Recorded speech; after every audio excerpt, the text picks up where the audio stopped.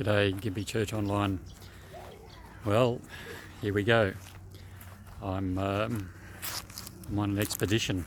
I'm on a journey, just like all of us, really.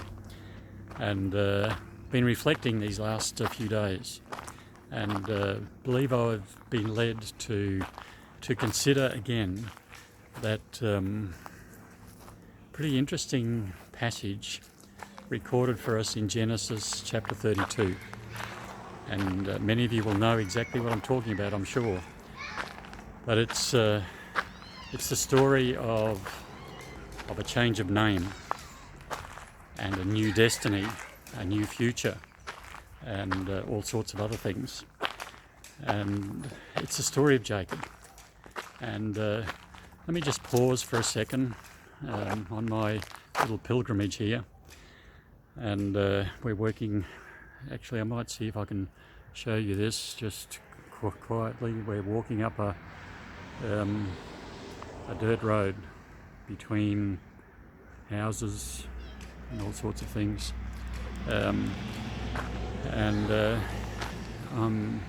Probably hear the noise of traffic in the background, and if you listen very carefully you might even hear the noise of a couple of kids having fun in the background. But that's not where I am. Right now I'm by myself. No one else around. You might say I'm alone. Not lonely, but alone. And verse 24 of Genesis chapter 32 starts just saying, "Then Jacob was left alone." Well, what's that mean, left alone? Well, if you read the verses before, we discover that Jacob was actually running, hiding.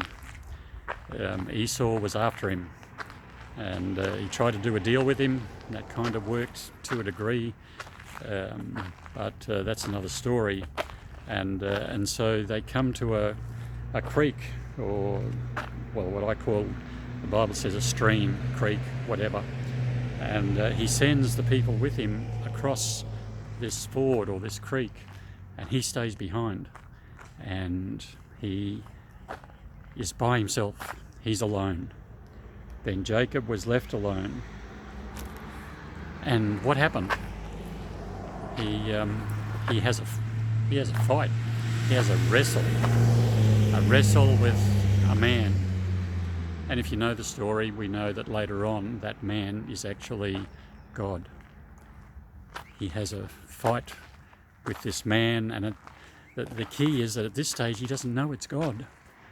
Isn't that tree in the background just awesome? There you go. Isn't that? I just love that tree. It just kind of says something to me. But anyway, that's beside the point. And we continue on our little journey, and Jacob's all alone, and he has this wrestle, and we know the story. A few verses down the track he says, verse 29, "Then Jacob asked him and said, 'Please tell me your name.' But he said, 'Why is it that you ask my name?' And he blessed him there." I want to focus on that just for a moment. Jacob's all alone, and I know that many of us have been saying we feel very alone, haven't been able to communicate the same way for a long time, haven't been able to be in connection with others the same way for a long time now. Something like 16 weeks, that's nearly 4 months, that's a third of a year. That's crazy. Who would have thought this time last year that 2020 would have turned out this way? But we've heard people talk about that for many, many weeks, and here we are. And some of us are feeling alone still. And I get that, and we get that. But sometimes in our state of aloneness, we can hear the voice of God, even sometimes by wrestling, by, dare I say, arguing with God. where are you at with God right now? And maybe you need to spend some time wrestling, because that's what Jacob did.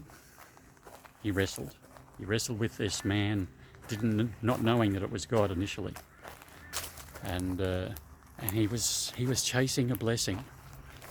I'm actually going to preach on this in a couple of weeks' time and go into this in a bit more detail, but I thought I'd just give you a sort of whet your appetite a little bit. And I think this is pretty exciting stuff. So Jacob is alone. God shows up. God often shows up at times when perhaps we feel like he has left us. But he shows up and he blesses Jacob. Not only does he bless him, he literally changes his name. Jacob, you're now going to be called Israel. And he changes his course, he changes his destiny forever. And it started by being alone. So friends, can I encourage you again that in this time we have a choice. We can either allow ourselves to be consumed by being alone, or being constrained, if you like, being conditioned to being constrained, or we can choose, and it is a choice, we can choose to allow God to speak into our life, even if it means wrestling with him. And at some point, he will bless you. I know it. It's worked for me. It will work for you. Get close to God. Get into his word. Wrestle with him if you have to, and allow him to pour out his blessings on you. God bless you, church.